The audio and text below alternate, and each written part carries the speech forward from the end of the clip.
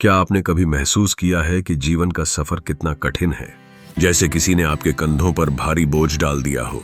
रवि, एक सामान्य व्यक्ति, अपने मन के अंदर की उथल पुथल को छिपाते हुए एक विमान में सफर कर रहा है। उसके चेहरे पर चिंता और थकान के लक्षण साफ दिखाई दे रहे हैं। वह सोचता है कि हर दिन नई समस्याएं सामने आ रही हैं, जैसे कि एक निरंतर युद्ध चल रहा हो।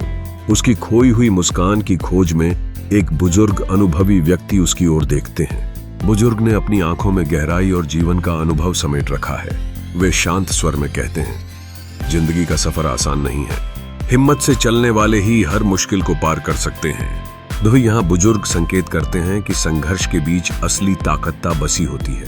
रवि इस वार्तालाप में खुद को खोता हुआ महसूस करता है। वह बुजुर्ग से साझा करता है कि उसकी कोशिशें कभी कभी निराशा में तब्दील हो जाती हैं, लेकिन बुजुर्ग उसे समझाते हैं कि दर्द और कठिनाई ही जीवन का आधार है। दर्द हमें मजबूत बनाता है, वे कहते हैं। यह हमें विवेक और सहन शक्ति प्रदान करता है। और यह सुनकर रवि के मन में एक हल्की चमक आती है।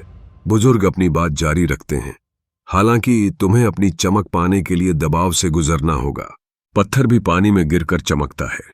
इस सरल परंतु प्रभावशाली विचार ने रवि को सोचने पर मजबूर कर दिया। वह समझने लगता है कि यह सफर केवल मंजिल पाने का नहीं, बल्कि खुद को जानने का भी है।